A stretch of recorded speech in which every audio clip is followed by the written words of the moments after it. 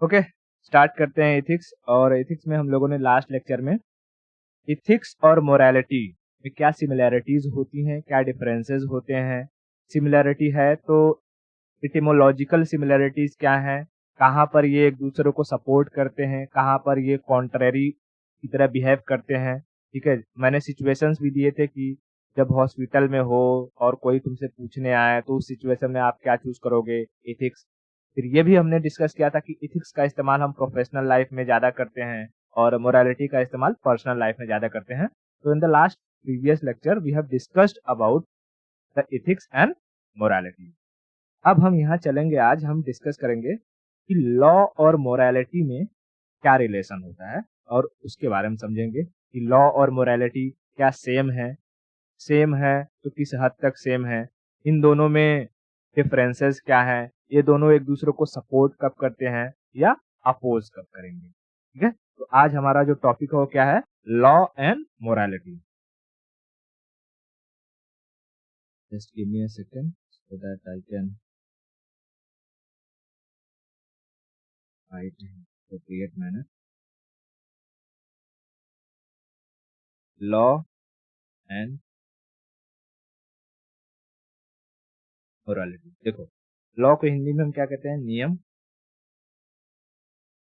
और मोरालिटी मतलब नैतिकता। नैतिकता, अब ध्यान से समझें। सबसे पहले हमें ये समझना है कि लॉ और मोरालिटी में रिलेशन क्या होगा। तो हम ये समझेंगे ना कि पहले लॉ क्या है? तो अगर कोई पूछेगा कि व्हाट इज लॉ, यानी नियम क्या होता है, नियम क्या है, तो नियम, law is nothing but the set और collection of rules and regulation. तो हम क्या कहेंगे, सेट और collection of rules and regulation. ठीक है, लॉ क्या है, एक कलेक्शन है या सेट है किसका, रूल्स और रेगुलेशंस का। हालांकि हम आगे फर्दर जब हम पढ़ेंगे, स्टडी करेंगे, तो हम ये भी समझेंगे कि रूल्स और रेगुलेशन में क्या फर्क होती है ना। ऐसा तो है नहीं कि रूल्स एंड रेगुलेशन दोनों सेम होते हैं। There are many differences between the rules and regulation, but now you need to understand the meaning of law. What is law? Law is nothing but the collection of rules and regulation. ठीक है, rules and regulation. दूसरी चीज, ये जो rules and regulation बनाता कौन है, तो it is decided by the state. Decided और डिसाइडेड, डिसाइडेड बाय स्टेट।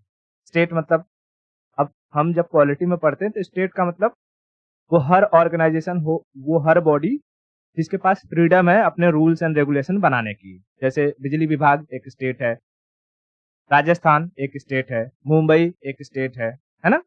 तो गवर्नमेंट, गवर्नमेंट कहो या स्टेट कहो, वो रूल्स एंड रेगुलेशन को बनाते हैं। आप किसी कंपनी में काम कर रहे हो, उस कंपनी के अपने रूल्स एंड रेगुलेशन होंगे। भाई 9 बजे आना है, 6 बजे जाना है, उनका रूल्स एंड रेगुलेशन है, बरोबर। तो नियम पहले क्या है, नियम, law is nothing but the collection of rules and regulation decided by the state and enforced bye them. उनके द्वारा क्या किया जाता है, इन्फोर्स्ड बाय देम। तो जब उनके द्वारा डिसाइड किया जाता है तो उनके द्वारा इन्फोर्स भी किया जाएगा ताकि सब पर लागू हो सके। और अगर तुम रूल्स या रेगुलेशन, यानी इनडायरेक्टली हम बात करें अगर कि लॉ को अगर ब्रेक करते हो, उसको फॉलो नहीं करते हो, तो यू नीड टू पे सम अमाउंट, और वी कैन से दैट कि तुम्हें पनिशमेंट दी जा सकती है। तो it is a punishable if not followed. समझ में आया, पनिशेबल इफ नॉट फॉलो। अब ये पनिशमेंट चाहे फिजिकल हो सकता है या फाइनेंशियल हो सकता है, फिजिकल या फाइनेंशियल। तो किसी भी चीज को याद करना हो, उसके याद करने का तरीका क्या है, उसे तोड़ दो छोटे छोटे भागों में। अभी ये मैं सीधा कह देता कि what is law. Law is nothing but the set और collection of rules and regulation decided by the state and enforced by them and it is punishable if not followed. तो थोड़ा कंफ्यूजिंग हो जाता है ना। इसलिए मैंने क्या किया कि इनको तोड़ दिया, छोटे छोटे टुकड़ों में कर दिया कि पहले लॉ क्या है, तो सेट ऑफ कलेक्शंस, अरे set of rules and regulations है, ठीक है, set of rules and regulation. अब इन रूल्स एंड रेगुलेशंस को बनाता कौन है, तो स्टेट बनाती है। इन्फोर्स कौन करता है, तो स्टेट करती है। और क्या हो यदि इन्हें फॉलो न किया जाए, तो पनिशमेंट मिलेगी। और वो पनिशमेंट चाहे तुम्हें फिजिकली मिले, पुलिस डंडे मार सकती है, या फिर फाइनेंशियली मिले, कोई तुम्हारा चालान काट सकता है। क्लियर हुआ? Okay. उसी तरीके से if you talk about the morality, अगर हम नैतिकता की बात करें, तो नैतिकता क्या है? नैतिकता is nothing but the set of values and norms, set of values और नॉर्म्स, और नॉर्म्स। आई होप कि अब यहाँ पर वैल्यूज और नॉर्म्स में सारे डिफरेंसेस क्लियर होंगे। ओके, तो morality is set of values और नॉर्म्स। कौन डिसाइड करता है? क्या स्टेट इसे डिसाइड करती है? स्टेट नहीं डिसाइड करती है, इसे स्टेट नहीं डिसाइड करती है, क्योंकि मोरालिटी हम सोशल कंटेस्ट में देखते हैं ना, कि सोसाइटी देखती है मोरालिटी। अगर तुमने कोई किसी को थप्पड़ मार दिया, तो सोसाइटी वहां देखेगी, या किसी के साथ बदसलूकी कर दी, तो वहां सोसाइटी आपको देखेगी कि कितना घटिया इंसान है। किसी को जो है, कोई लड़की जा रहा है उसको छेड़ दिया, या कोई लड़का जा रहा है उसको छेड़ दिया, है ना। ये सोसाइटी के द्वारा डिसाइड किया जाता है, और साथ ही साथ इसे इन्फोर्स नहीं करते हैं, इसे प्रिस्क्राइब्ड करते हैं। सोसाइटी तुम पर कोई भी वैल्यूज थोपती थोड़ी है। सोसाइटी थोड़ी कहती है कि तुमको अगर कोई बूढ़ा मिला रास्ते में तो तुमको नमस्कार करना ही करना है। क्या ऐसे कहते हैं कोई? नहीं। लेकिन जब लॉ बनता है, तो लॉ में तुम्हें इन्फोर्स किया जाता है कि अगर तुम्हें रोड के बाएं साइड से चलना है, तो बाएं साइड से ही चलो। दाहिने से चलोगे, अगर ठोका गए तो तुम्हारी गलती हो गई। समझ में आया? हाँ। तो यहाँ पर जो मोरालिटी है, वो कौन डिसाइड करता है? Decided by society. Decided and prescribed दोनों लिख देता हूँ। Decided and prescribed by society, ठीक है। Decided and prescribed by society, decided and prescribed by society. अच्छा, अगर सोसाइटी के द्वारा प्रिस्क्राइब किए गए वैल्यूज या नॉर्म्स का हम पालन न करें, तो क्या होगा? तो क्या होगा? तो भी हमें हमें पनिशमेंट मिलेगी, लेकिन वो पनिशमेंट ऐसा नहीं होगा कि तुम पर फाइनेंशियल बर्डन आ जाएगा, तुम्हें जुर्माना भरवाएंगे, या तुम्हें जेल में किसी को घर में बंद कर देंगे। वहां पर तुम्हारा क्रिटिसिज्म होगा। किसी ने किसी की लड़की को छेड़ दिया, तो गले मोहल्ले वाले क्या कहेंगे? चलो इसको जो है 4 दिन जो है कमरे में बंद कर दो। नहीं, उसको देख करके जो भी देखेगा, या तो 2 झापड़ मार देगा, या तो थू थू करेगा। फिर कहेंगे ना कि अरे कैसा उनका लड़का कैसा है, जो है शर्मा जी का लड़का शर्माते शर्माते जो है लड़की छेड़ देता है? तो क्रिटिसिज्म वहां पर होती है, उसे हम कहते हैं सोशल क्रिटिसिज्म। या फिर क्या होगी, जब तुम्हारा क्रिटिसिज्म होगा, तो तुम्हें अंदर से गिल्ट फीलिंग आएगी, अरे यार मैंने ये क्या कर दिया, मुझे ऐसा नहीं करना चाहिए। तो यहाँ पर पनिशमेंट तो मिलती है, लेकिन वो पनिशमेंट फिजिकल या फाइनेंशियल नहीं होता है। हम ये फेस करते हैं, we face if not follow, not follow, then we face. हम क्या फेस करते हैं? या तो सोशल क्रिटिसिज्म, सोशल क्रिटिसिज्म, या गिल्ट फीलिंग। ना हमें खुद से बुरा लगता है कि हमें ऐसा नहीं करना चाहिए था। ठीक है, ओके। तो अब आई होप कि ये क्लियर होगा कि लॉ एंड मोरालिटी में सबसे पहले उनका मतलब क्या होता है। लॉ क्या होते हैं एंड मोरालिटी क्या होती है। ठीक है, लॉ क्या होता है एंड मोरालिटी क्या होता है। इतना क्लियर क्लियर हुआ? ओके। तो अगर मैं पूछूं कि व्हाट इज लॉ, तो फटाक से जवाब दे दो। हाँ, okay, and if not followed it is punishable और नॉट पनिशेबल, ठीक है, if not followed then it is punishable. And what is morality? Set of values and norms decided and prescribed by society. If not follow, then we face the social criticism or guilt feeling. Guilt clear? अब आगे चलते हैं। हम ये समझते हैं, अच्छा ये जो लॉ एंड मोरालिटी है इनमें सिमिलैरिटीज क्या है?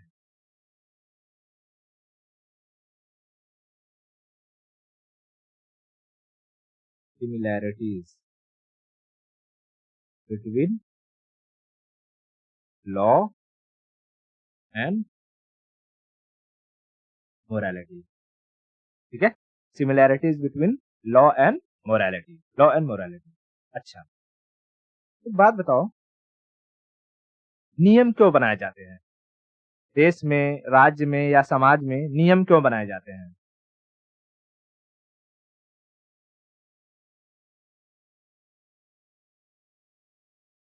लोगों के राइट्स बचा के रखा जाए, इसलिए नियम बनाए जाते हैं।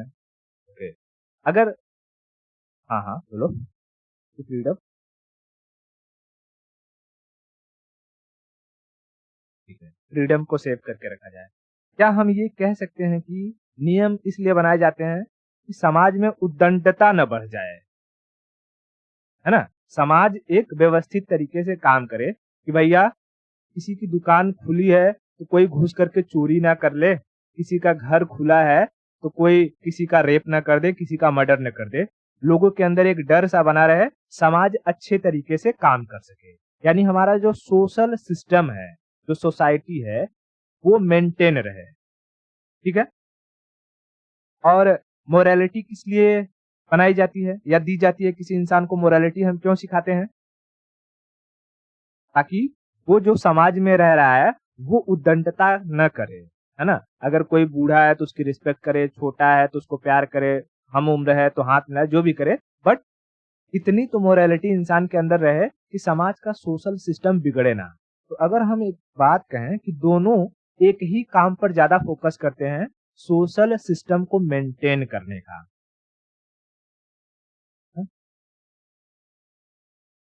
बोथ मेंटेन सोशल सिस्टम, ठीक है, दोनों क्या करते हैं? सोशल सिस्टम को मेंटेन करके रखते हैं, यानी समाज की व्यवस्था बनी रहे, इसका काम करते हैं लॉ एंड मोरालिटी दोनों ही। लॉ एंड मोरालिटी दोनों ही। कितना क्लियर है? अच्छा, ये जो लॉ एंड मोरालिटी होती है, इसको अगर हम देखेंगे, दोनों ही सोसाइटी से रिलेट करती है। यानी एक सोसाइटी है, मान लो कि जैन सोसाइटी, वहां पर लॉ और मोरालिटी अलग होगी। एक सोसाइटी है मुस्लिम सोसाइटी, वहां पर लॉ और मोरालिटी अलग होगी। जैसे जैनिज्म में नॉन वेजिटेरियनिज्म, सॉरी वेजिटेरियनिज्म, ये उनकी मोरालिटी है कि हम किसी को मारेंगे नहीं, हम शाकाहारी भोजन करेंगे, ये उनकी मोरालिटी है। तो उनकी जो सोसाइटी होगी, उनकी सोसाइटी में उसी के अकॉर्डिंग नियम कानून बनाए जाएंगे कि अगर किसी ने किसी की हत्या कर दी, किसी जानवर को मार दिया, तो हो सकता है उसे सोसाइटी से बाहर निकाल दिया जाए, या जो भी सैंक्शन लगाना हो वो लगा सकते हैं। और वहीं पर अगर कोई मुस्लिम सोसाइटी है तो वहां पर नॉन वेजिटेरियनिज्म उनकी मोरालिटी होगी, वहां पर मुर्गे का गला काट देना, जो बकरा होता है बकरे को मार देना, ये आम बात है कि नहीं? तो उनके लिए जो नियम कानून रहेंगे, उनके सोसाइटी के नियम कानून वो अलग तरीके से चलेंगे। तो हम कह सकते हैं कि both our society specific system, है ना? Both are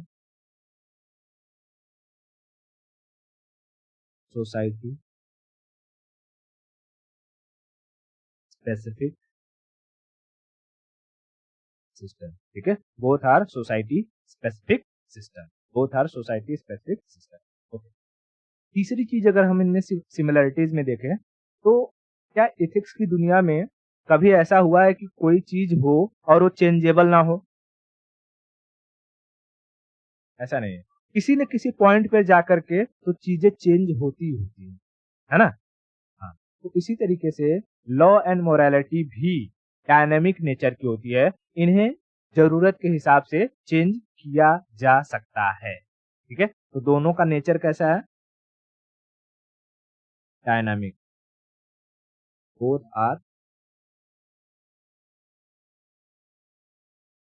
dynamic in nature. यानी कि कभी ऐसा नहीं होगा कि अच्छा कोई ऐसा लॉ बना दिया जो सोसाइटी के मोरालिटी के खिलाफ हो। क्या सोसाइटी उसे एक्सेप्ट करेगी? नहीं। तो उस लॉ को चेंज करना पड़ेगा। या कभी ऐसी कोई मोरालिटी हो जो लॉ के खिलाफ हो जाए, क्या देश उसे चलने देगा? नहीं, उसे चेंज कर देगा। आगे हम चल के देखेंगे इसके एग्जाम्पल भी। जैसे कि मैं अभी नॉर्मली बात करूं तो हमारे हमारे जो देश में कुछ समय पहले आया था farmer bill law. Farmer bill आया था, किसान कानून विधेयक जो था। तो वो किसान कानून अब किसानों के लिए, किसान जो सोसाइटी थी उनके हिसाब से वो गलत था। सरकार ने लाख चाहा कि वो देश में लागू हो जाए, लेकिन क्या लोगों ने लागू होने दिया? नहीं। आखिरकार सरकार को उसे रिपील करना पड़ा, वापस ले लेना पड़ा। उसी तरीके से पहले मुस्लिम सोसाइटी में ट्रिपल तलाक आराम से हो जाता था। कोई 3 बार तलाक कह दिया तो तलाक हो गया। लेकिन क्या देश ने इसे चलने दिया? नहीं। तो कभी ऐसा नहीं होगा कि कोई लॉ मोरालिटी के खिलाफ बन जाए, और कभी ऐसा भी नहीं होगा कि कोई मोरालिटी हो जो लॉ के खिलाफ चला जाए। तो both are dynamic in nature, both can be changed according to situation.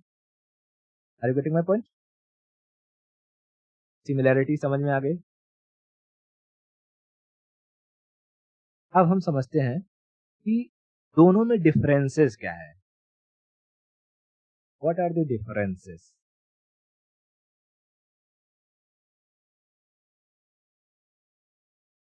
Differences इसमें लॉ में एंड मोरालिटी। लॉ में एंड मोरालिटी। ठीक है, एक तरफ लिख देता हूँ लॉ एल, और एक तरफ लिख देता हूँ मोरालिटी एम। अब देखो, अगर हम बात करें तो लॉ जो होता है, लॉ अगर किसी लॉ के खिलाफ तुम कोई काम करोगे तो क्या कहलाएगा?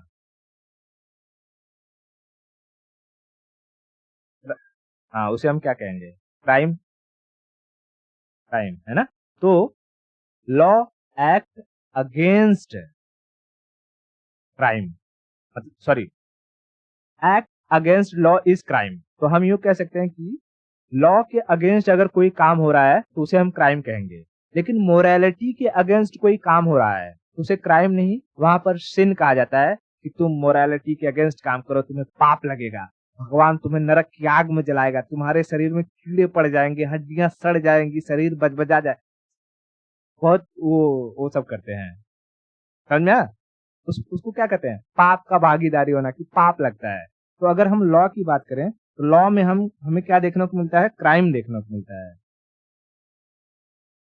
क्राइम यानी कि अगर हमने कोई काम किया लॉ के अगेंस्ट तो क्राइम कहलाएगा, और मोरालिटी के अगेंस्ट कोई काम किया तो उसे हम सिन कहेंगे, पाप। पाप लगेगा। ठीक है, पाप लगेगा। उसके बाद जो लॉ होता है उसे कौन बनाता है? तो स्टेट बनाती है। तो हम यूं कह सकते हैं कि लॉ एक पॉलिटिकल सिस्टम का हिस्सा है। स्टेट, या यूं लिखूं, पॉलिटिकल सिस्टम। ठीक है, पॉलिटिकल सिस्टम।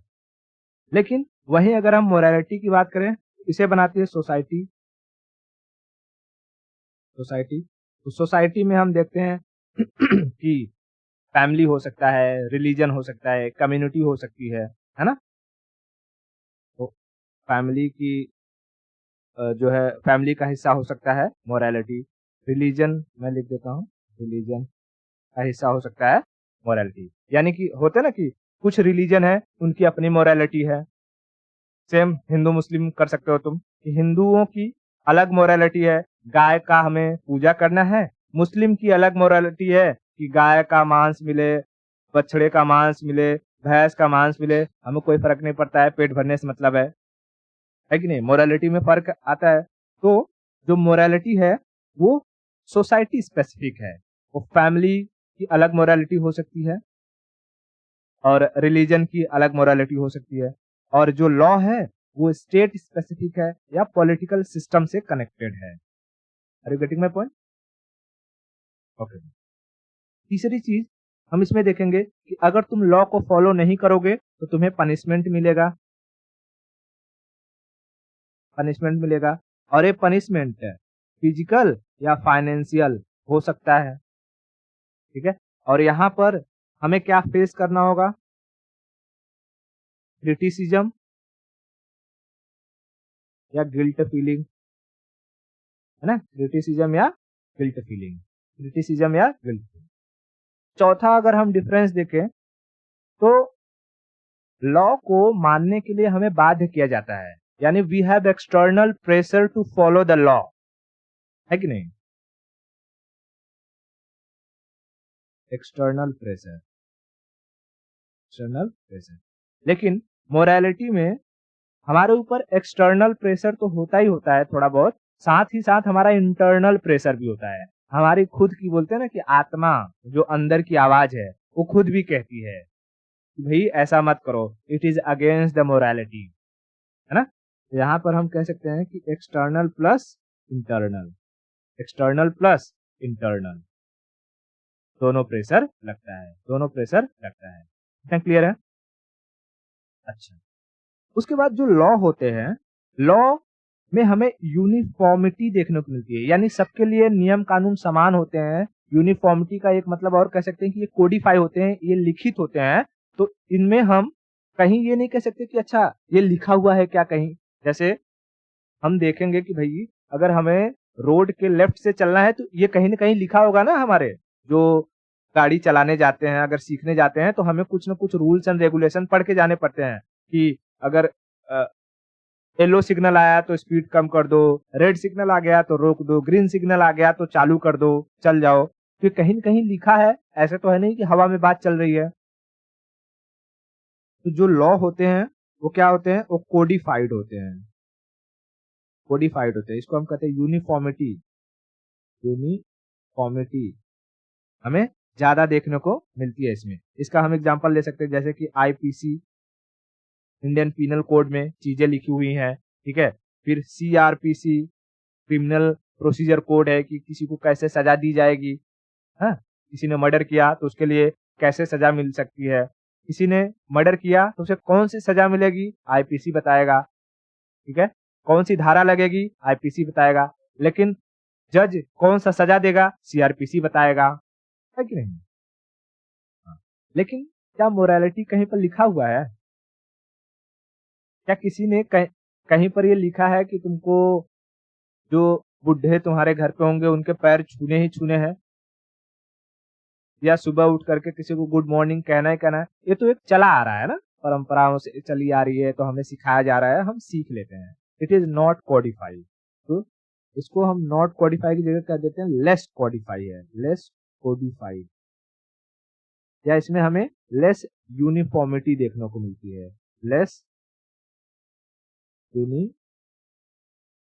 देखने को मिलती है, ठीक है? कहीं पर अगर कोई बहुत लोग, हो सकता है कि कुछ लोग होते हैं पूछ देते हैं, क्यों, कहीं लिखा है क्या कि मैं इनका पैर छू, है कि नहीं? तो फिर किसी के पास कोई जवाब नहीं रहता है। लेकिन कोई किसी की गाड़ी ठोक दे और चालान मारने आए तो उसके सामने कहो पुलिस वाले के कि कहीं लिखा है क्या गाड़ी ठोकने पर चालान हो जाएगा, है? तब बताएगा वो कि कहाँ लिखा है कहाँ नहीं लिखा है। समझ में आया? तो ये कुछ डिफरेंसेस हैं लॉ एंड मोरालिटी में। वापस से हम थोड़ा सा क्विक रिवीजन करते हैं, कंफ्यूजिंग नहीं होना चाहिए। सिमिलैरिटीज क्या है? सिमिलैरिटीज कि दोनों सोशल सिस्टम को मेंटेन करने के लिए बनाए जाते हैं। दोनों के रहने से सोसाइटी अच्छी तरीके से व्यवस्थित चलती है। दोनों सोसाइटी स्पेसिफिक हो सकते हैं, अलग सोसाइटी के अलग मोरालिटी हो सकती है, हिंदू मुस्लिम जैन सिख ईसाई के मैंने बता दिए। उसके बाद both are dynamic in nature, both can be changed with situation, situation के हिसाब से दोनों को चेंज किया जा सकता है। उसके बाद हमने डिफरेंसेस देखा, डिफरेंसेस में लॉ के अगेंस्ट काम किया तो क्राइम, मोरालिटी के अगेंस्ट काम किया तो सिन। लॉ को बनाने वाला होता है स्टेट या हम कह सकते हैं कि पॉलिटिकल सिस्टम, मोरालिटी को बनाती है सोसाइटी, यूं उसमें सोसाइटी में सब आ जाते हैं, तुम्हारा घर परिवार रिलीजन सब आ जाता है। लॉ को फॉलो नहीं किया तो पनिशेबल हो सकता है, पनिशमेंट फिजिकल भी हो सकता है, फाइनेंशियल भी हो सकता है। मोरालिटी को फॉलो नहीं किया तो हमें फेस करना पड़ता है क्रिटिसिज्म या गिल्ट पे। लॉ को फॉलो करने के लिए हमारे ऊपर एक्सटर्नल प्रेशर होता है, लेकिन मोरालिटी में हमें एक्सटर्नल के साथ साथ इंटरनल भी प्रेशर होता है। लॉज आर कोडिफाइड, उन्हें लिखा गया रहता है, इसलिए उसमें यूनिफॉर्मिटी एकता ज्यादा देखने को मिलती है, लेकिन मोरालिटी आर नॉट कोडिफाइड, उन्हें लिखा नहीं गया, इसलिए उसमें बहुत ही कम हमें यूनिफॉर्मिटी देखने को मिलती। इतना क्लियर हुआ क्या? बहुत इतना जल्दी जल्दी क्लियर हो जा रहा है, मुझे यकीन नहीं हो रहा है। ठीक है। आगे चलते हैं, अब समझते हैं कि जो लॉ एंड मोरालिटी है ये इंक्लूसिव है या एक्सक्लूसिव है।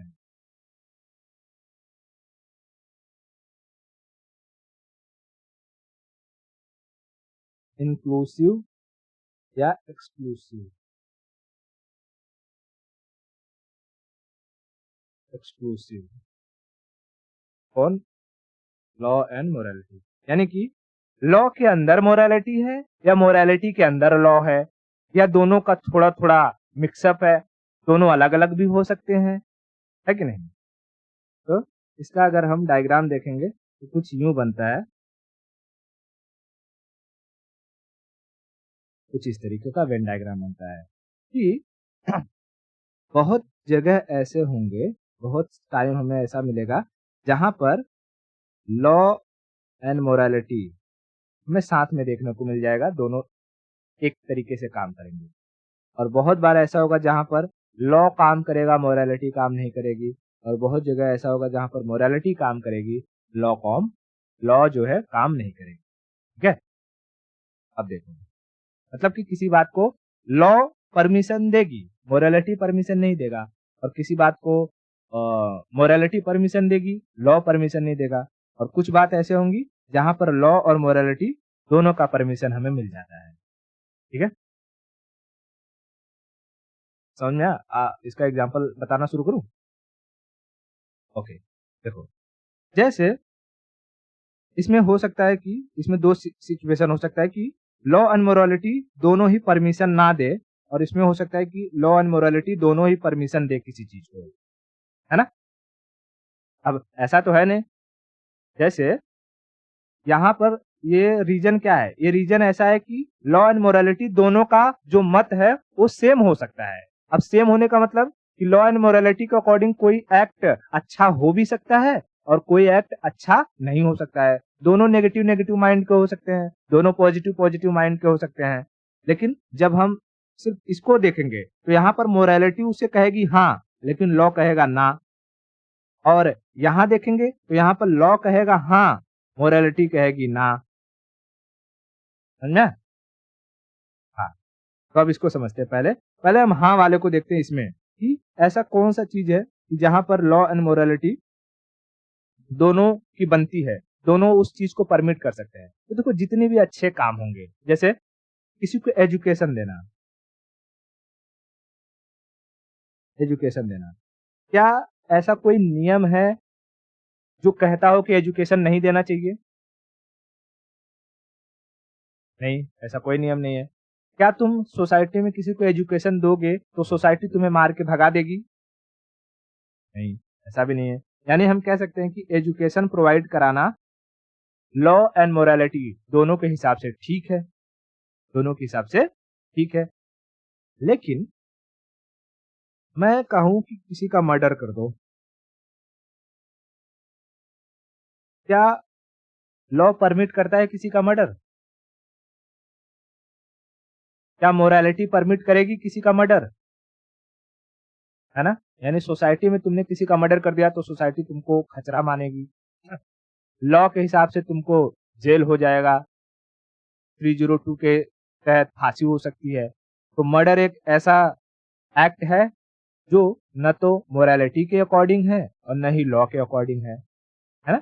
यानी जितने भी क्राइम होंगे, क्राइम, वो सारे के सारे इसी सिचुएशन में आएंगे जहां पर लॉ और मोरालिटी दोनों उसे साथ साथ कैंसल आउट करेंगे, यानी दोनों ही उसकी परमिशन नहीं देते हैं। अगर तुम कुछ करते हो तो समाज वाले तुम्हें पाप चढ़ा चढ़ा के मार डालेंगे और लॉ तुम्हें फांसी दे दे के मार डालेगा। समझ में आया? तो ये पहला एक ग्रे वाला एरिया समझ में आ गया जहां पर लॉ एंड मोरालिटी दोनों साथ साथ काम करते हैं। अब हम समझते हैं ये वाला सेक्शन मोरालिटी, जहां पर मोरालिटी हमें किसी चीज को परमिट करती है और जो हमारा लॉ है, लॉ उसे परमिट नहीं करता है। ठीक है? जैसे मैं यूं कहूं कि डाउरी, डाउरी, दहेज, दहेज के खिलाफ कानून है या नहीं है? है। मतलब लॉ दहेज को परमिट नहीं करता है, लॉ दहेज को परमिट नहीं करता है, लेकिन सोसाइटी में अगर शादी हो रही है और एक पार्टी दूसरे पार्टी को कुछ दे रहा है तो क्या पूरी सोसाइटी उसके खिलाफ खड़ी हो जाती है कि कहती है शादी होने के बाद लोग ताने मारते हैं कि इनको कुछ नहीं मिला, तो सोसाइटी तो डाउरी को अच्छी मान रही है कि नहीं? तो सोसाइटी जो है वो डाउरी को अच्छा मान रहा है लेकिन लॉ उसे खराब मान रहा है। उसी तरीके से साउथ इंडिया में तुम देखोगे एक खेल होता है जलीकट्टू। जलीकट्टू, जलीकट्टू में क्या होता है कि सब बैल रहता है, बैल को बीच में रख देते हैं और जैसे यूरोपियन कंट्री में उसे बुल फाइट कहते हैं। बड़ा सा अखाड़ा रहेगा, सांड रहेगा और उसमें सब आदमी लोग रहेंगे, उस सांड को चिढ़ाएंगे और फिर सांड सबको उठा उठा के फेंकता है। इसी तरीके से जल्लीकट्टी में भी होता है, जलीकट्टू में भी यहाँ पर बैल रहता है। अब बैल को मस्त टीका वीका लगा करके एकदम लाते हैं उधर और सारे पब्लिक जुटी रहती है और वो बैल फिर उसको कंट्रोल करते हैं और बैल सबको पीटा पाड़ता है। तो अब लॉ के हिसाब से जो जलीकट्टू है वो तो परमिटेबल नहीं है, वहाँ कर्नाटका हाई कोर्ट ने उसे बैन लगा रखा है। लेकिन क्योंकि ये जलीकट्टू तो सदियों से, मतलब जब से वहाँ चालू हुआ होगा, समाज में चलते आ रहा है और लोगों ने इसके बैन पर प्रोटेस्ट भी किया कि हमें जलीकट्टू वापस चाहिए। यानी जो सोसाइटी है, जो सोशल मोरालिटी है, वो जलीकट्टू को सही मान रही है ना? सही मान रही है। तो एक ये हो गया। और एग्जांपल दूं तो जैसे गैम्बलिंग, जुआ खेलना, गैम्बलिंग, है ना? तुम यूरोपियन कंट्री में देखो तो यूरोपियन कंट्री में गैम्बलिंग को एज अ प्ले लिया जाता है। जो बूढ़े रहते हैं, जो काम काज नहीं करते हैं, वो सीधा चले जाते हैं बड़े बड़े कसिनो में और बढ़िया वहाँ टाइम पास करते हैं, जुआ हुआ खेलते हैं। वहां पर जुआ खेलना एक गेम है। ठीक है? तो वहां के सोसाइटी ने तो उसे एक्सेप्ट किया ही किया है, लेकिन गवर्नमेंट ने भी उसे परमिट दिया हुआ है। लेकिन क्या जुआ खेलना भारत में परमिटेबल है? नहीं। लेकिन सोसाइटी में लोग खेलते हैं, है ना? ताश खेलते हैं, कार्ड खेलते हैं, फिर अलग अलग तरीके के जुआ खेलने के अलग अलग साधन होते हैं, तो वो सब करते हैं। तो गैम्बलिंग क्या है? गैम्बलिंग इस कैटेगरी में आ सकता है कि नहीं आ सकता है? जहां पर मोरालिटी उसे परमिट करती है लेकिन लॉ उसे परमिट नहीं करता है। दो चीज क्लियर हो रहा है ना? कंफ्यूजन नहीं हो रहा है ना? अब आते हैं हम लोग यहाँ पर जहां पर कोई चीज लॉ के हिसाब से है लेकिन मोरालिटी के खिलाफ है। यहाँ पर हम क्या लिखेंगे? लॉ उसे परमिट करती है लेकिन मोरालिटी उसे नकारती है। मुझे एक बात बताओ, होमोसेक्सुअलिटी, होमोसेक्सुअलिटी यानी लड़का लड़का शादी करे, लड़की लड़की शादी करे, क्या ये इंडिया में बैन है या ये चालू है? पागल है? होमोसेक्सुअलिटी पर नियम कानून बना हुआ है, वो बैन थोड़ी है, अलाउड है। सोसाइटी में बैन है, मतलब सोसाइटी उसे नहीं मानती है, समझा?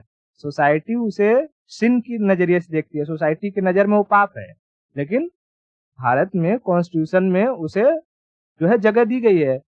कितना बड़ा प्रोटेस्ट मतलब कि हुआ था, रैली निकली थी, फिर सब लोगों ने अपना जो सेलिब्रेट किए थे। तो होमोसेक्सुअलिटी जो है ये लॉ के हिसाब से है, लेकिन मोरालिटी के खिलाफ है। समाज उसे आज भी एक्सेप्ट नहीं करता है ना? उसी तरीके से और एग्जांपल एडल्ट्री। एडल्ट्री एडल्ट्री को अभी खासा मतलब ताजा न्यूज में है, 2 साल पहले की बात है कि लॉ इसे मानता है, कोई बात नहीं, लेकिन क्या सोसाइटी इसे मानती है? नहीं, मोरालिटी के ये खिलाफ है ना? लिविंग लिविंग लिविंग इन कहते हैं ना, लिविंग लिविंग इन, को लिविंग भी कहते हैं इसको। अभी तो लिविंग के ऊपर बहुत सारे सवालात उठ गए, क्योंकि बहुत सारे मर्डर केस देखे गए हैं दिल्ली वगैरह में। रिसेंटली में अगर देखा होगा तो कई सारे मर्डर केस आए हैं कि लड़का लड़की साथ में रह रहे थे और लड़के ने लड़की को काट वाट के फ्रिज में डाल दिया या क्या कर दिया। तो ऐसे कांड की वजह से फिर सोसाइटी का मनोबल और बढ़ता है कि नहीं, हमने जो मान रहे हैं वो चीज सही है, सरकार ने जो नियम बनाया है वो गलत है। लेकिन लॉ तो लॉ है, लॉ लिविंग को गलत नहीं मानती है। 18 साल के ऊपर कोई भी इंसान है, वो लिविंग में रहना चाहता है, रह सकता है, उसके ऊपर कोई प्रेशर नहीं है, कोई क्राइम नहीं है, बट सोसाइटी उसे इमोरल मानती है, मोरालिटी उसे परमिट नहीं करती है। Are you getting my point? तो जो लॉ एंड मोरालिटी है ये क्या एक दूसरे के अंदर है, या कुछ हद तक एक दूसरे के साथ में है, और कुछ एरिया ऐसे हैं जहां पर लॉ अलग काम करेगा, मोरालिटी अलग काम करेगी। इसे हम कहते हैं इंक्लूसिव या एक्सक्लूसिव। ठीक है, इंक्लूसिवनेस या एक्सक्लूसिवनेस। अगर जैसा ऐसा रहता कि लॉ के अंदर मोरालिटी है, उसे हम कहते हैं इंक्लूसिवनेस है, उसी के अंदर इंक्लूड है। और यूं रहता कि लॉ और मोरालिटी दोनों अलग अलग है, तो हम इसे कहते हैं एक्सक्लूसिवनेस है ना? एक्सक्लूसिवनेस है, पूरी चीजें दोनों ही अलग अलग है। तो देखो, जब कभी भी इंक्लूसिव और एक्सक्लूसिव की बात आए तो हमारे दिमाग में 4 तरीके के वेन डायग्राम आने चाहिए, ताकि हम डिसाइड कर सके कि अच्छा, ये जो सिस्टम है जिसके बारे में भी हम बात करने जा रहे हैं वो किसके कौन से टाइप के वेन डायग्राम के अंदर आएगा और उसका रिलेशन क्या होगा। तो पहली चीज ये हो सकती है कि जो दोनों है वो दोनों समान हो, मतलब सेम हो, दोनों में कोई डिफरेंस नहीं हो। जैसे कृष्ण है, ठीक है, कृष्ण का ही नाम क्या है? श्याम है। और कोई नाम? मुरलीधर है। तो अब श्याम कहो, मुरलीधर कहो, कृष्ण कहो, क्या ये तीनों अलग है? नहीं। जब तीनों एक हैं तो उनके लिए एक ही सर्कल बनेगा। और प्रैक्टिकल लाइफ में ऐसा देखने को मिलता नहीं कि कोई भी 2 चीजें हों और वो दोनों सेम हो। ठीक है, वो दोनों सेम हो। ये सिर्फ आइडेंटिटी के सिचुएशन में हो सकता है कि किसी की आइडेंटिटी, किसी का नाम, जैसे तुम्हारा ही स्कूल का नाम कुछ और होगा, घर का नाम कुछ और होगा, बट है तो एक ही इंसान। तो ऐसी सिचुएशन में ये डायग्राम बनेगा। फिर एक डायग्राम हो सकता है कि दोनों ही अलग अलग हो, दोनों चीजें अलग हो। जैसे मैं कहूं जमीन और आसमान, क्या जमीन और आसमान में कुछ लेना देना है? दोनों ही अलग अलग चीजें हैं। जमीन का अपना अस्तित्व है, आसमान का अपना अस्तित्व है। तो अगर कभी आएगा कि बताओ जमीन और आसमान एक्सक्लूसिव है या इंक्लूसिव है, तब हमें ये डायग्राम देखने को मिल जाएगा। ठीक है, फिर उसके बाद हो सकता है ये डायग्राम आए है कि एक मतलब बड़ा है सर्कल, उसके अंदर वो सबसेट है। जैसे मैं कहूं कि एनिमल, और एनिमल के अंदर आता है सबसे चालाक एनिमल इंसान। इंसान भी तो जानवर है। अच्छा, इंसान को कुत्ता कह दो तो बुरा मान जाएगा, शेर कह दो तो खुश हो जाएगा, और जबकि दोनों ही जानवर की कैटेगरी में आते हैं, है ना? हाँ। तो एनिमल एक बड़ा सर्कल है जिसके अंदर आता है इंसान, है। तो जब कहेंगे कि अच्छा भाई एनिमल और ह्यूमन में क्या रिलेशनशिप है, तो हमें ऐसा डायग्राम देखने को मिल जाएगा, है ना? और फिर वही चीज़ चौथा डायग्राम क्या आ जाएगा, ऐसा वाला कि लॉ एंड मोरालिटी में क्या रिलेशनशिप है, तो कुछ इस तरीके का डायग्राम देखने को मिल जाएगा। तो जब कभी भी इंक्लूसिवनेस और एक्सक्लूसिवनेस की बात आए, तो ये 4 तरीके से सोचने की कोशिश करना, उसके बाद डिसीजन लेना कि अच्छा क्या हो सकता है, ठीक है? तो आई होप ये टॉपिक क्लियर है। चलो नेक्स्ट हम समझते हैं कि लॉ एंड मोरालिटी जो है वो एक दूसरे को सपोर्ट कब करते हैं। सपोर्ट,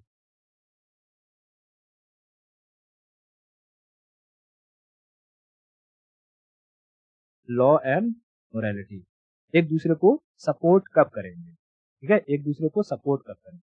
अच्छा देखो, जैसे मैं कहता हूं कि ये कोई कंट्री है, ठीक है, कंट्री है। अब इस कंट्री के अपने नियम होंगे और कंट्री की अपनी मोरालिटी होगी, ठीक है? हो सकता है इस कंट्री के जो नियम है वो बहुत ही रिगरस है। रिगरस मतलब रिग्रेसिव,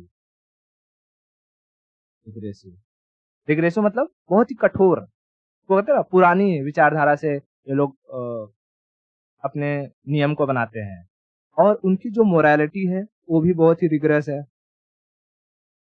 रिग्रेसिव।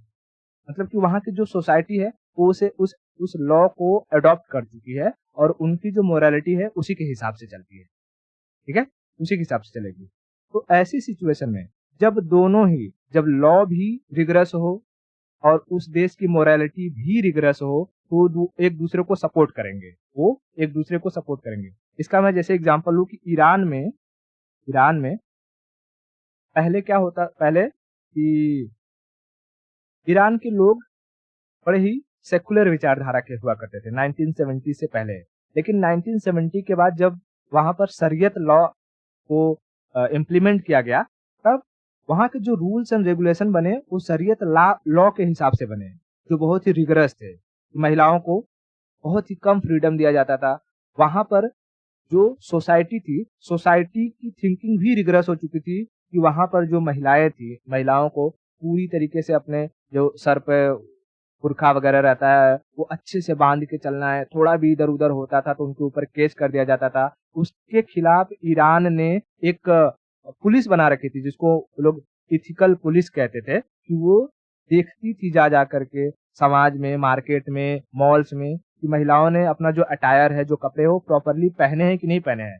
तो सोसाइटी ने उसको एक्सेप्ट कर लिया था। वहां पर सोसाइटी का जो मेजर चंक था, मतलब मेजोरिटी थी, वो लोगों को कोई प्रॉब्लम नहीं हो रही थी। लेकिन धीरे धीरे कहीं न कहीं लोगों के अंदर धीरे धीरे रिवोल्ट, ये जो भावना थी कि जैसे किसी दूसरे देश से मान लो मुस्लिम आए होंगे, वहां पर देखो होंगे कि हमारे देश में तो ऐसा नहीं था बट यहाँ पर ऐसा है। फिर वहां पर वो रहते रहते उनकी कई पीढ़ियां रही, तो उनके अंदर धीरे धीरे रिवोल्ट की भावना आई। और फिर एक केस ऐसा हुआ कि जब ये मुद्दा बहुत बड़ा हो गया और सरकार को अपने नियम कानून थोड़े ढीले करने पड़े। लेकिन जब लॉ भी रिगरस थे, मोरालिटी भी रिगरस थी, तो ये एक दूसरे को सपोर्ट करती थी कि नहीं करती थी? क्या लॉ के खिलाफ कोई बोलता था? नहीं बोलता था। सोसाइटी कोई आवाज नहीं उठाती थी। तो हम ये कह सकते हैं कि जब लॉ भी रिगरस हो और मोरालिटी भी रिगरस हो, तब वो दोनों एक दूसरे को सपोर्ट करेंगे। अब हमने रिगरस की बात कर ली। अब ये भी तो हो सकता है कि किसी देश की जो लॉ है वो प्रोग्रेसिव हो, और जब लॉ प्रोग्रेसिव होगा तो वहां की मोरालिटी भी प्रोग्रेसिव हो, यानी कि सोसाइटी भी प्रोग्रेस की तरफ सोचती हो और देश जो नियम कानून बनाते हो वो प्रोग्रेस के हिसाब से बनाती हो। जैसे अगर हम स्कैंडिनेवियन कंट्रीज की बात करें, नॉर्वे, स्वीडन, फिनलैंड वगैरह की बात करें, या न्यूजीलैंड की बात करें, न्यूजीलैंड वगैरह, तो यहाँ पर जो लोग हैं उनकी थिंकिंग भी कैसी है, प्रोग्रेसिव है। उनकी सोसाइटी भी प्रोग्रेसिव है। अगर तुम्हें यूरोपियन जो कंट्री है, यूरोपियन कंट्री में किसी भी मोबाइल मैन्युफैक्चरर को अपने मोबाइल को बेचना है, तो उनके मोबाइल में जो फंक्शनैलिटी होगी वो वहां के नियम कानून के अनुसार ही होने चाहिए। भारत में ऐसा नहीं है। भारत में मोबाइल कंपनी जो चाहे वो कर सकती है, हालाँकि अब भारत में धीरे-धीरे इम्प्रूवमेंट हो रहा है, बट वहाँ पर वहाँ पर जो नियम कानून है, उसके अकॉर्डिंग ही दूसरे कंपनियों को एडजस्ट करना पड़ता है। क्यों? क्योंकि अगर ऐसा नहीं करेंगे, तो वहाँ के लोग आवाज़ उठाएँगे, समझा? तो जब दोनों ही लॉ भी प्रोग्रेसिव हो और मोरालिटी भी प्रोग्रेसिव हो, तब दोनों एक-दूसरे को सपोर्ट करते हैं। तो क्या करते हैं? दोनों एक-दूसरे को सपोर्ट करते हैं, ठीक है? दोनों एक-दूसरे को सपोर्ट करते हैं। तो ये 2 सिचुएशन याद रखना कि लॉ और मोरालिटी अगर दोनों रिग्रेसिव हो, तो भी सपोर्ट करेंगे और दोनों प्रोग्रेसिव हो, तो भी सपोर्ट करेंगे, ठीक है? तो भी सपोर्ट करेंगे। अब इनके हम कुछ जो है एग्ज़ाम्पल जैसे कि लाइव एग्ज़ाम्पल समझते हैं कि अच्छा ऐसा कब-कब हुआ है भारत में या और देशों में, जहाँ पर लॉ एंड मोरालिटी दोनों एक-दूसरे को सपोर्ट किए हों। अभी तो मैंने टेक्निकल टर्मिनोलॉजी बताई, रिग्रेसिव हो और प्रोग्रेसिव हो, ठीक है? अगर मैं बात करूँ कि जैसे कोई भी ऐसा कानून जो मोरालिटी के खिलाफ हो, ठीक है? मोरालिटी के खिलाफ हो, वो सस्टेन नहीं कर पाएगा, अनएक्सेप्टेबल हो जाएगा सोसाइटी, ठीक है? अनएक्सेप्टेबल हो जाएगा सोसाइटी पे। तो हम यूँ कहेंगे कि जो लॉ बनाना होगा, उस लॉ को तुम्हें बनाना है मोरालिटी को ध्यान में रख कर के, ठीक है? लॉ को कैसे बनाना है कि लोगों के सेंटिमेंट, लोगों की मोरालिटी को ध्यान में रख कर के ही लॉ को बनाना है। यानी जो मोरालिटी है, वो लॉ की वैलिडिटी का एक रास्ता है ना? कि अगर जैसे मैंने प्रीवियस अभी एग्ज़ाम्पल दिया था कि किसान बिल था। किसान बिल सरकार ने ला दिया, लेकिन सोसाइटी ने एक्सेप्ट नहीं किया, तो सरकार को उसे वापस लेना पड़ा। तो यहाँ पर मोरालिटी ने लॉ को सपोर्ट नहीं किया। लेकिन अगर कोई ऐसा कानून जो मोरालिटी के हिसाब से हो, तो क्या उसे सपोर्ट मिलेगा कि नहीं मिलेगा सोसाइटी का? मिलेगा। तो हम कह सकते हैं कि जो लॉ उसे अगर वैलिड होना है, तो उसे मोरालिटी का सपोर्ट चाहिए ही चाहिए, है ना? तो law needs validity from social morality. Law needs validity from social morality, ठीक है? From social morality. कितना क्लियर है? अच्छा। अच्छा एक बात बताओ, कोई ऐसा कोई ऐसी सोसाइटी की मोरालिटी हो सकती है जो लॉ के खिलाफ हो और वो सस्टेन कर जाए? कोई ऐसी मोरालिटी जो लॉ के खिलाफ हो और वो सस्टेन कर जाए? नहीं कर पाएगा। यानी कि अगर मोरालिटी को सस्टेन करना है, तो उसे भी लॉ का सहारा चाहिए ही चाहिए। यानी अगर तुम चाहते हो कि जैसे सोसाइटी में कोई कस्टम या ट्रेडिशन चला आ रहा है और तुम चाहते हो कि लोग उस पे और अच्छे से भरोसा करें, उस सिस्टम को माने, तो तुम क्या करोगे? उसके ऊपर एक कानून बना दो। जैसे शादी-विवाह का जो मामला है वो सदियों से चला आ रहा था। लेकिन पहले कोई नियम कानून थोड़ी था कि हाँ, हिंदू हैं तो उन्हें इस नियम के अकॉर्डिंग शादी करनी है और मुस्लिम है तो उन्हें इस नियम के अकॉर्डिंग शादी करनी है। लेकिन ये जो कस्टम था धीरे-धीरे आकर के नियम में बदला कि नहीं बदला? तो हिंदू के लिए बन गया हिंदू मैरिज एक्ट और मुस्लिम के लिए बन गया शरीयत एप्लीकेशन एक्ट, है ना? जिसमें मुस्लिम में अगर दोनों पार्टी कबूल है 3 बार कह देते हैं, तो वहाँ शादी कंप्लीट हो जाती है। हिंदू में सप्तपदी हो जाता है, तो मैरिज कंप्लीट हो जाता है। तो हम कह सकते हैं कि मोरालिटी को अगर स्ट्रेंथन चाहिए, पावर चाहिए, तो उसे लॉ का सहारा लेना पड़ेगा, है ना? Morality needs power from law. तो एक पॉइंट ये, दूसरा पॉइंट क्या लिखना है? भैया मोरालिटी नीड्स पावर या स्ट्रेंथ फ्रॉम लॉ, ठीक है? याद रखना है चीज। जो लॉ है, लॉ वैलिडिटी मांगती है मोरालिटी से कि हमको आने दो, लेकिन मोरालिटी पावर मांगती है लॉ से कि तुम आ जाओ तो मैं और पावरफुल हो जाऊंगी या हो जाऊंगा। समझा? उसके बाद ये तो मैंने बता ही दिया भाई कि दोनों अगर प्रोग्रेसिव होंगे तो भी सपोर्ट करेंगे एक दूसरे को, और दोनों रिग्रेसिव होंगे तो भी सपोर्ट करेंगे एक दूसरे को। इतना क्लियर है? कहीं पर कोई दिक्कत? Okay.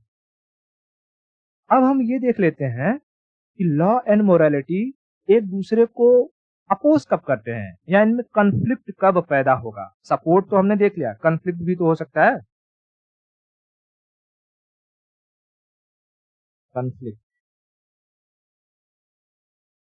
Between law and morality. देखो जैसा मैंने बताया कि जब दोनों प्रोग्रेसिव हों तो कोई दिक्कत नहीं है, सपोर्ट करेंगे। दोनों रिग्रेसिव हों कोई दिक्कत नहीं है, सपोर्ट करेंगे। दिक्कत तब आती है जब लॉ एंड मोरालिटी में से एक प्रोग्रेसिव हो, दूसरा रिग्रेसिव, है ना। तो मैं एक केस लेता हूं। यहां मान लो कि लॉ जो है वो प्रोग्रेसिव है, लॉ प्रोग्रेसिव है, लेकिन मोरालिटी रिग्रेसिव है। और यहाँ दूसरा केस लेता हूं मैं, जहां पर लॉ रिग्रेसिव है लेकिन मोरालिटी प्रोग्रेसिव। प्रोग्रेसिव जब मैं मोरालिटी मोरालिटी कह रहा हूं तो तुम्हारे दिमाग में आना चाहिए सोशल मोरालिटी, ठीक है, हमारी इंडिविजुअल मोरालिटी नहीं, सोशल मोरालिटी। ओके। अब देखो, अब सोचो कि लॉ प्रोग्रेसिव है। लॉ कहता है कि हमें खुले विचारधारा वाला रहना चाहिए, हमें प्रोग्रेस की तरफ ध्यान देना चाहिए, पुरानी विचारधाराओं को, परंपराओं को छोड़ना चाहिए। लेकिन मोरालिटी कह रही है नहीं, हम जो है पुरानी विचारधारा को ही पकड़ के चलेंगे। तो इंडिया में बताओ, जैसे मैं इंडिया का अगर एग्जांपल लूं, इंडिया में सेम वही एग्जांपल जैसे हमने लिया होमोसेक्सुअलिटी, होमोसेक्सुअलिटी, होमोसेक्सुअलिटी लॉ के हिसाब से ये प्रोग्रेसिव है कि भाई लड़का लड़का शादी करना चाहते हैं, कर लो, कोई दिक्कत नहीं है। लड़की लड़की शादी करनी चाहती है, कर लो, कोई दिक्कत नहीं है। लेकिन समाज उसे क्या एक्सेप्ट करता है? नहीं। समाज का तो रवैया रिग्रेसिव है, मोरालिटी रिग्रेसिव है। तो यहाँ पर कॉन्फ्लिक्ट पैदा होगा कि नहीं होगा? तुमको लगता है कि कोई ऐसा सोसाइटी हो, हाँ, जहां पर लड़कियां लड़कियां शादी करके रह सके? भगा देंगे उन्हें। हाँ, इसके ऊपर कितनी सारी मूवीज बनी हैं, वेब सीरीज बन चुकी हैं, है कि नहीं। लोगों को अपनी आइडेंटिटी छुपानी पड़ती है। जैसे दूसरे देशों में, जैसे वेस्टर्न कंट्री वगैरह हो गया, उन सब में अगर हम बात करें तो वहां पर लोग साथ में रहते हैं, गे कपल हो, लेस्बियन हो, सब अपना एक ही सोसाइटी में रहते हैं। गे आकर के उन्हें पढ़ा सकता है, लेस्बियन आकर के पढ़ा सकती हैं। बट हमें भारत में ऐसा देखने को नहीं मिलता है। क्या तुमने भारत में किसी गे को एक टीचर देखा है, या किसी जो है जो ट्रांसजेंडर है वो कोई टीचर बनी है? मतलब एक दो को छोड़ दिया जाए तो हमें ये मेजोरिटी में देखने को नहीं मिलती है। और वो अगर जब बनते भी हैं तो they face lots of trouble in their life, और बहुत सारे प्रॉब्लम जो रिस्ट्रिक्शंस होती हैं सोसाइटी के, उन्हें फेस करने पड़ते हैं, है कि नहीं। उसी तरीके से हम दूसरे भी एग्जांपल ले लो, एडल्ट्री, एडल्ट्री हो गया, ठीक है। और भी वेरियस एग्जांपल है, बट एक दो याद रखो, कोई दिक्कत नहीं है, ठीक है। तो यहाँ पर हमने ये वाला देख लिया कि भाई यहाँ कॉन्फ्लिक्ट पैदा होता है, लॉ एंड मोरालिटी एक दूसरे को सपोर्ट नहीं करती है। अब हम बात करते हैं, लॉ रिग्रेसिव हो लेकिन जो सोसाइटी हो प्रोग्रेसिव हो, मोरालिटी प्रोग्रेसिव हो। तुमने न्यूज में सुना होगा यूएसए में अबॉर्शन लॉ को लेकर के, अबॉर्शन लॉ, जो डोनाल्ड ट्रंप की जो पार्टी थी, डोनाल्ड ट्रंप की पार्टी कौन सा था? रिपब्लिकन।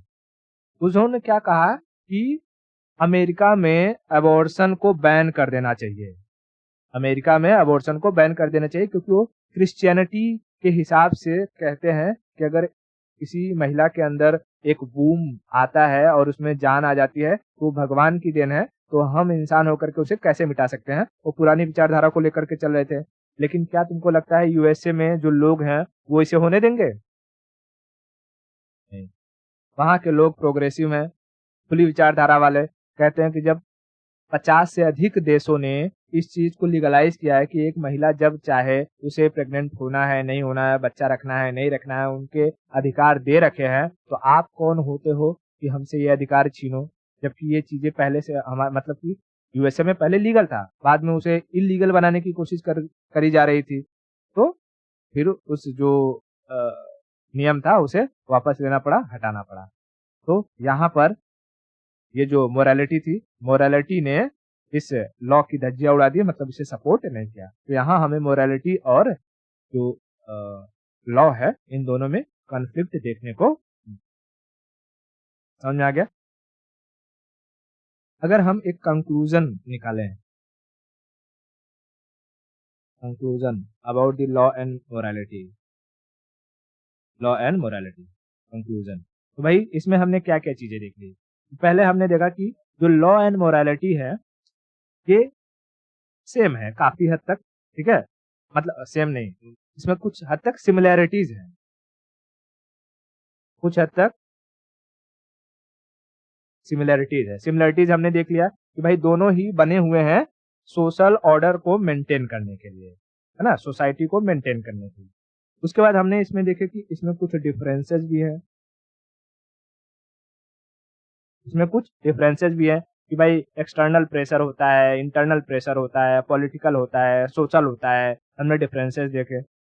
फिर इसमें हमने रिलेशन देख लिया कि इंक्लूसिव और एक्सक्लूसिव में हमें ऐसा रिलेशन मिल गया है, ठीक है। फिर उसके बाद हमने इसका सपोर्ट देख लिया कि कब दोनों एक दूसरे को सपोर्ट करते हैं, जब दोनों रिग्रेसिव हों या दोनों प्रोग्रेसिव हों तो एक दूसरे को सपोर्ट करेंगे। और फिर हमने इनमें कॉन्फ्लिक्ट देख लिया, कॉन्फ्लिक्ट। तो हमने देखा कि जब एक रिग्रेसिव हो और दूसरा प्रोग्रेसिव हो तब इन दोनों में कॉन्फ्लिक्ट देखने को मिलता है। तो I hope law and morality ये पूरी तरीके से आपको क्लियर हो गया होगा, इसमें कहीं कोई डाउट नहीं है, ठीक है। अगर इतना क्लियर है तो आज के लिए इतना रखते हैं, बाकी की स्टोरी हम नेक्स्ट लेक्चर में करेंगे।